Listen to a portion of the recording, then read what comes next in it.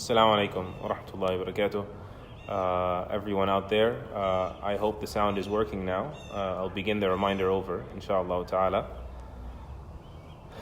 Bismillah.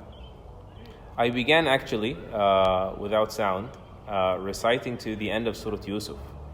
And allow me to repeat the ayah. Allah subhanahu wa ta'ala, He says, وَرَفَعَ أَبَوَيْهِ عَلَى الْعَرْشِ وَخَرُّوا لَهُ سُجَّدًا وقال يا أبت هذا تأويل رؤياي قد جعلها ربي حقا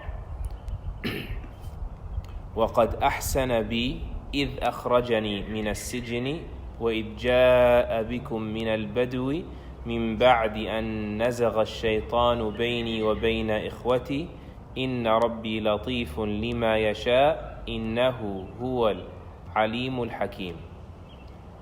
You know, this verse at the very end of one of my favorite surahs of the Quran. This is one of my favorite verses of one of my favorite surahs of the Quran. When Yusuf alayhi salam, after the grueling years, decades, some say it was 30 or 40 years since he was betrayed by his brothers and thrown into the well and sold into slavery. Finally, his brothers find themselves in front of him in need, and Yusuf alayhi salam discloses himself to them, and they are just smothered in shame, and they ask for his forgiveness, and just like that he says to them, لا تثريب عليكم يغفر الله لكم. There will be no blame upon you today, may Allah forgive you. Then they go and they bring his father, and they all come to Yusuf alayhi salam, and then this verse which I began reciting is stated. He says, Allah Azza wa Jal says, and he lifted his two parents upon the throne of the kingdom, and they all fell in prostration to him. A prostration of respect, of course. Worship was never in any nation permitted for anyone but Allah subhanahu wa ta'ala, the creator, not the creation. They all fall in prostration to him. And he says, "Oh my father, this is the interpretation or the manifestation of my dream. Allah has made it a reality. And he has been," this is the part I want you to catch,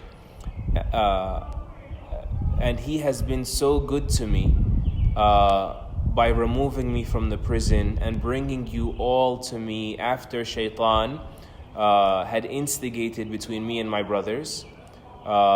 Certainly my Lord, he works in the most subtle ways. However he wishes, he really is Al-Alim Al-Hakim, the most knowing, the most wise, subhanahu wa ta'ala." I love this ayah so much for so many reasons. But since we spoke about our mission to forgive yesterday, I wanted to speak about the fact that some scholars noticed that there was something that appeared to be missing from this ayah, meaning missing from our expectations.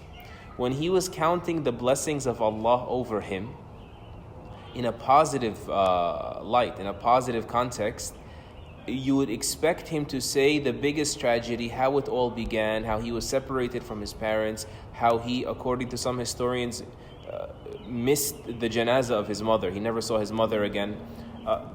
There's so much that happened that began with being thrown in the well. Why didn't he say, "And Allah removed me from the well"? He just said, "Allah saved me from the prison." They said that was from the perfect adab and the perfect forgiveness of Yusuf alayhi salam to his brothers, because he said to them before he sent them to get his father, "I have forgiven you." And so a forgiveness does not have an expiration date. You never go back on your forgiveness, or else you can invalidate that act of forgiveness. You know,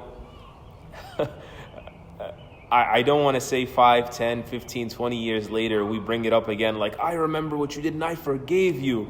Yeah, you could have just ruined everything by saying that, because you forgiving is an act of graciousness. It's a form of sadaqah, a form of charity. And Allah subhanahu wa ta'ala said, "La tubtilu sadaqatikum bil manni wal adha." Do not forfeit your charities by reminding others of your favor, the favor you did on them by forgiving them is an example of that. Don't ruin your charity by reminding others about it, wal adha, and by hurting people using it. And so forgiveness doesn't expire. Sadly, some of us, we almost U-turn on our act of forgiveness of others, on the grudge we said we're going to let go of, before the conversation even ends. Like we say, you call them up and say, you know what, man, I've been thinking about it. It's Corona time. I'm making this up. No one that I know did this, but we do stuff like this all the time, don't we? And you say, life is short. Let's just put this behind us. And I'm sorry about what I did, but that really hurt me what you did.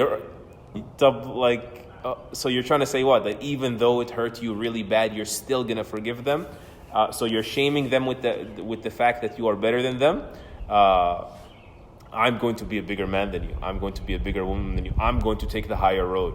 You are supposed to be the bigger person, the more virtuous person. Take the higher road, but you don't remind people of that and hurt people's feelings by mentioning that. When you're going to forgive your spouse, you put it away. When you're going to forgive your friend, you put it away.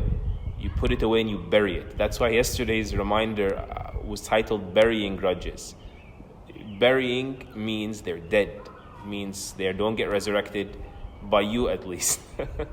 And so when you decide to forgive, just remember, Yusuf alayhi salam didn't even mention it in a positive light, not even an antagonizing, chastising light. He didn't even say, Allah has been so good to me by removing me from the well, because that would have hurt his brother's feelings who were standing there in his audience.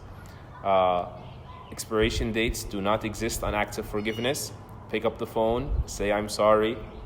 Even if it's not your fault, say I'm sorry because you want to be forgiven by Allah Azza wa Jal. And then try your best, your utmost best, to never mention it again, especially not in the sense of reminding someone of your favors